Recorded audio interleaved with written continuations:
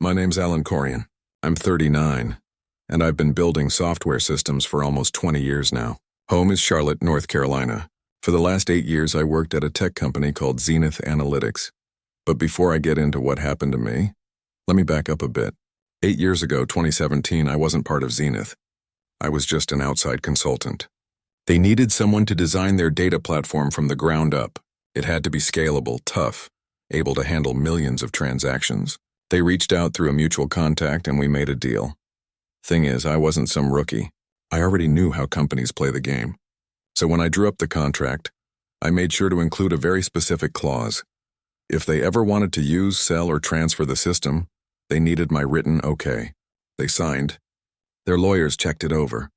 Everybody agreed. Once the platform was up and running, they asked me to join full-time. The offer was good, $145,000 a year, solid benefits. Stability sounded nice, so I signed on in early 2018. That original contract, it stayed in place. Nobody canceled it or swapped it out for something else. It just sat there quietly binding, probably gathering dust in some forgotten folder on their legal server. For 8 years, I showed up every day, kept the system running, improved it, scaled it as Zenith exploded from a scrappy startup into a serious force in data analytics. Big clients, new funding, offices popping up in 3 states. I was proud of what I'd built. I really thought I was part of something special. Then about 3 months ago, July 2025, I started noticing weird stuff. Strange access logs in the code repo. Someone poking around in parts of the system nobody had touched in forever. Then I spotted changes on the authentication servers. Servers still registered under my name, thanks to a third-party licensing service I set up back in 2017. That's when I knew something was off. If you like stories about cold-blooded revenge and wild plot twists, hit the like button and subscribe. There are brand new unreleased stories here every day and they just keep getting crazier. Anyway, I didn't freak out. I didn't confront anyone. I just watched. Started digging through server logs, tracking who accessed what, taking notes on every shady move. Then one Friday in early August, the news broke. Zenith had sold the whole platform to a European tech giant for $600 million. $600 million bucks. The email went out to senior staff first, then trickled down to everyone else. There were cheers, champagne in the executive suite, talk of bonuses and expansion. My name never came up. Nobody called. Not even a courtesy email. I learned about it from the same all-company announcement the junior developers got. But what really got me was 2 days later, in the break room. The CFO and the VP of operations were talking, didn't know I was nearby. They were working out the transition timeline and then I heard it. We'll let Corrigan go right after the handoff. No point keeping him on payroll once the new owners take over. That's when it hit me. They weren't just selling my work behind my back, they were planning to cut me loose the second the deal closed. Like I was just some temp they could forget about. They thought they could just erase me, rewrite the story, pretend the platform always belonged to Zenith. That night, I barely slept. I kept thinking about the years I'd poured into that place. The late nights, the weekends spent propping up the system when everything was on the line. All the times they told me I was the backbone, the one they couldn't do without. Now they were tossing me aside the minute the money landed, but getting angry wouldn't fix anything. I've learned that over the years. Rage just muddies your thinking. I needed to be sharp, so instead of marching in on Monday demanding answers, I did what I do best. I started collecting evidence. Pulled up the original contract from my archives, the one from 2017. I read every page, every clause, every tiny footnote. And there it was, just like I remembered. Section 7, paragraph 3. Any commercial transfer, sale, or subleasing of the software system needs my written authorization. Corrigan. If you didn't get the right authorization, any transfer was dead in the water. The developer could yank your usage rights on the spot. That much was obvious. The contract never got canceled, never got replaced by my 2018 employment agreement. Legally, it was still in play. Either the company's lawyers forgot, or just figured it didn't matter since I worked there now. Didn't really matter which, either way they screwed up big time. So I started digging into the technical side. The authentication system I built 8 years ago, still running the whole show. Every login, every data request, every client touchpoint ran through servers licensed under my name, not the company's. The third-party provider was based in Delaware. I set it up like that on purpose. back when I wanted to keep control during the early stages. Once I joined full-time in 2018, nobody ever bothered to move the licenses over. I doubt they even knew those contracts existed. Mid-August rolled around and Zenith was getting all set for the handoff. Meetings with the European buyers, technical audits, endless rounds of documentation review. I sat through some of them just listening. Execs would talk up the platform, its power, its flexibility, how beautifully engineered it was. They acted like they'd built it themselves. My name came up maybe once or twice, and always as the team or we. I kept quiet, smiled, nodded, answered whatever technical questions they threw at me. Nobody had a clue. The deal was set to close Thursday, August 28th. Everything, asset transfer, wire transfer. The whole thing was scheduled for 3 p.m. Eastern. The European company had started bragging to their shareholders. Zenith's execs were already talking about how they'd spend their bonuses. I'd already made my decision. Wednesday night, August 27th, 11:47 p.m., I logged into the licensing server, opened up the admin panel, the one that managed the authentication certificates for the whole platform. I triggered the auto-revocation protocol I'd buried in the code years ago, just in case something like this ever happened. It was simple. If it spotted an unauthorized transfer, it would pull the license and switch the system into contingency mode. Client services would keep running for 24 hours, no data loss. But every admin dashboard, every exec panel, every back-end tool would show the same message. License invalid.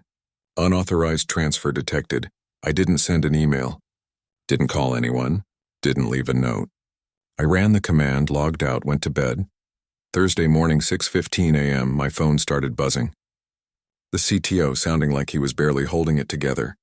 "Alan, we've got a major system alert. Something about licensing. Can you get to the office right now?" I told him I'd be there in an hour. Took my time, grabbed coffee at the shop on Trade Street, drove slow. When I walked into the building at 7:45, it was chaos. People running around, phones ringing, execs shouting behind closed doors. The CTO grabbed me the moment I stepped off the elevator. "What the hell is this?" He shoved his laptop at me. There it was, front and center on the main dashboard. License invalid. Unauthorized transfer detected. Contact system administrator for resolution. I glanced at the screen, then at him. "Looks like a licensing issue," I said, keeping my voice calm. "We know that," he snapped. "Can you fix it?" I shook my head. "That's not a technical problem. That's a legal one." His face went white. "What are you talking about?" "The licensing contract from 2017, I said. "The one that needs my sign-off for any commercial transfer. Nobody ever asked me to approve this sale." He just stared at me for a second, then all the color drained from his face. "You're telling me you still own the license to our platform?" "I'm telling you the original contract is still active," I said. "And this sale breaks the terms. The system did exactly what I built it to do. It protected my IP." He tried to say something, stopped, then bolted for the CEO's office. I stood there in the hallway, listening to the shouting behind the closed door. In no time, lawyers were on the phone. Emergency meetings popped up and someone was frantically dialing Europe to explain why the $600 million system the buyers just paid for was now flashing an error. I went back to my desk and started packing up. Just the basics. A few photos, some books, my backup drive. I didn't rush. I already knew how this would play out. Around 10 a.m., they called me into a conference room. The CEO sat there looking tense with the CFO, the head of legal, and 2 lawyers I'd never seen before. None of them looked like they'd slept. The CEO tried to act steady. "Alan, we need to discuss this situation," he started, voice tight. "We understand there may have been some miscommunication regarding the licensing agreement." "There was no miscommunication," I said, keeping my voice low. "The contract spells it out. Section 7, paragraph 3. Any commercial transfer needs my written authorization. I never gave it." One of the outside lawyers leaned forward. "Mr. Corrigan, surely you understand that as an employee of Zenith Analytics, any work you've done over the past 8 years belongs to the company." "That's true," I said. "But the original platform, the core architecture, everything else is built on that, was created before I ever worked here. It's under a licensing contract that's still valid." The CEO's jaw clenched. "What do you want, Alan? Money, a cut of the sale? Just tell us." I looked at him for a while. What I wanted was basic respect. Maybe a real conversation or even just a heads up before they sold something I'd built. Instead, I found out from a company-wide email, and then overheard them planning to fire me the second the deal went through. The room went quiet. The CEO's face tightened, but he didn't deny it. He couldn't, he knew I'd heard everything. "So here's what's going to happen," I said, still calm. "I'm leaving this office today. I'll give all my documentation and evidence to my lawyer, and you're going to explain to your buyers why the platform they just bought doesn't actually belong to you." The head of legal jumped in. "If you think you can extort this company, I'm not extorting anyone," I cut her off. "I'm enforcing a contract your company signed. If you'd followed the terms, we wouldn't be here." I stood up. "If you want to talk licensing, contact my lawyer. Until then, the revocation stands." I walked out, grabbed my box from my desk, and headed home. My phone rang nonstop for the rest of the day. I didn't answer. I'd already said everything I needed to say. By Friday afternoon, August 29th, the story hit the tech press. The headlines pulled no punches. Major tech acquisition frozen over licensing dispute. Zenith Analytics deal in jeopardy over IP claims. The European buyers put out a statement saying they were launching an urgent legal and technical audit before releasing any payments, which basically meant they were furious and looking for a way out. Over the weekend, I sat down with my attorney, Patricia Rodriguez. She was sharp, focused on IP and contract law. I handed her everything: the original licensing agreement from 2017, my 2018 employment contract, server logs showing the authentication system was still in my name, email chains proving the company knew about the licensing setup but ignored it. Patricia read through it all, then looked up at me with a hint of a smile. "This is airtight," she said. "They've got nothing. So what do you want to do? Negotiate a settlement? Demand a slice of the sale, or push for full revocation and take your IP somewhere else?" I thought for a moment.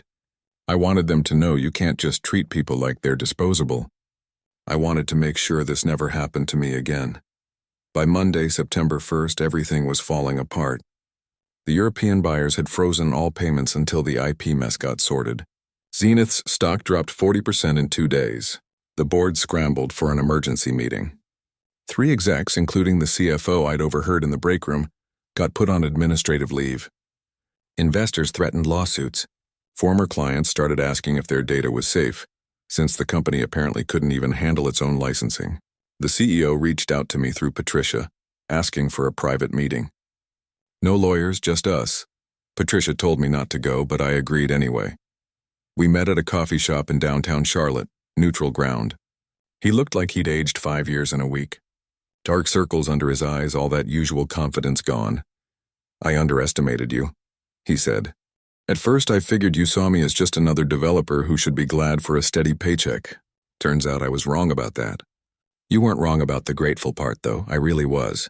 For 8 years I poured myself into this company. But gratitude, it's a two-way street. You acted like I was disposable, like nothing I did actually mattered. And when you tried to sell my work behind my back, you made your choice. Choices have consequences." He just nodded, slow and careful. Then he said, "The board wants to settle. They'll offer you $10 million if you release the license and walk away. Quietly, $10 million. I mean, that's a mind-blowing amount of money. More than I'd ever make in a lifetime of clocking in and out. But it wasn't about the money. Not for me. So I gave him my counter. "Here's what I want," I said. "Release me from all employment obligations right now. Give me a written statement that acknowledges I'm the original architect of the platform, and agree that any future disputes over this get resolved in arbitration, not dragged out in court. In exchange, I'll transfer the licensing rights to Zenith within 30 days. That gives you time to patch up whatever's left of your deal." He looked surprised. "That's it? No payout, no percentage?" "That's it," I said. "I don't want to ruin the company. I just want what I'm owed, recognition and respect." We shook on it. The paperwork got finished before the end of the day. I signed the release, they signed the statement, and on September 30th, 29 days later, I handed over the licensing rights. By then, the European buyers had hammered the deal down to $420 million. That's a massive drop from the original $600 million. Zenith took a huge hit. Their reputation tanked. Some top execs lost their jobs. As for me, I took a couple weeks off in October. Didn't check my email. Ignored tech news, tried not to think about Zenith at all. I went hiking in the Blue Ridge Mountains. Read a bunch of books I'd put off for years. Spent some time asking myself what I actually wanted to do next. The answer showed up in a way I didn't expect. About 3 weeks after leaving Zenith, mid-October 2025, I got a call from a company called Data Stream Solutions. They're one of Zenith's main competitors in analytics, based out of Austin. Turns out they'd been following my situation pretty closely. Their CEO, Robert Thornton, got right to the point. "We know what happened with Zenith," he said. "Honestly, we think they got what they deserved. We're looking to build out our platform, and we need someone who gets both the tech and the business. Someone who protects their work. Interested?" "What are you offering?" I asked. "We want you as a partner," Robert said. "Not just an employee or a consultant, a partner. You'd own 20% of the company. You'd lead the technical architecture with full creative control. Plus, you'd co-own any new IP you develop with us." I flew to Austin the next week, met the team, dug into their business model and financials. Everything checked out. They had strong clients, smart investors, and most importantly, they were honest. No shortcuts, no sleight of hand. They actually wanted to build something that would last, so I took the job. By late October, I'd moved to Austin and started designing a whole new platform, one way ahead of what I'd built at Zenith. This time, every detail was documented, every line of code tracked, every IP agreement rock solid. My name went on the patents right next to the company's. I poured everything I'd learned over the last decade into this system, plus ideas I'd never been allowed to try at Zenith. We built tighter security, faster data processing, and a modular structure that could scale forever without slowing down. 4 months in, we landed our first major client, a Fortune 500 healthcare company that had dumped Zenith after their licensing mess. Word traveled fast in the industry. People knew what went down. Developers and engineers started messaging me on LinkedIn, thanking me for standing up for IP rights. Some even told me they'd been in the same spot, but never had the leverage to push back. Investors started taking a closer look at IP terms and licensing in their due diligence. The whole episode kicked off this bigger conversation about how tech companies treat their key developers. Meanwhile, Zenith never really bounced back. That lower sale price forced them to lay off almost 30% of their team, just to keep investors happy. A lot of their biggest clients walked away, some because they didn't trust what was happening, others because companies like DataStream simply offered better deals. The execs who got put on leave? They didn't come back. The company let them go and barely paid them anything. Zenith is still around technically, but it's nothing like it used to be. Their reputation took a hit they'll never really shake off. I don't get any satisfaction from that. Honestly, I never wanted to ruin them. All I did was stick to a contract they signed and promptly ignored. If they'd just been upfront with me, brought me into the conversation, or given me a little credit for my work, none of this would have happened. They'd still have their $600 million. Their name would still mean something in the industry. I'd probably still be there, but they made a choice. They treated me like I was just some part they could swap out. They sold my work behind my back without even a heads up. And when you do that, you deal with what comes next. Now I'm exactly where I want to be. I'm building new tech with people who actually respect what I bring to the table. I own a big piece of a company that cares about doing things right. My ideas are protected, my work is protected, and I won't ever end up in that spot again. If there's one big thing I've learned, it's that loyalty to a company doesn't define your value. What matters is protecting your own interests while doing great work. Turns out the best kind of revenge isn't flashy or loud. You don't need to make a scene or set fire to bridges. Sometimes you just quietly enforce the deals people thought they could ignore. You walk away with your dignity, and that's enough. Zenith tried to write me out of their success story. In the end, they just proved how much they depended on me. They thought they were selling a product. What they were really selling was my years of work and expertise. And when they tried to cut me out, everything fell apart. I didn't have to destroy them. I just had to remind them of one thing. The person who actually knows how everything works, both the tech and the contracts, is the one holding the real power. Not the suits in the corner offices, not the investors, not the lawyers. The builder. That was me. They forgot, and it cost them. If you like this story, hit like and drop a comment to let me know what you think. And if you haven't already, subscribe and turn on notifications so you don't miss the next one. Thanks for watching. Catch you next time.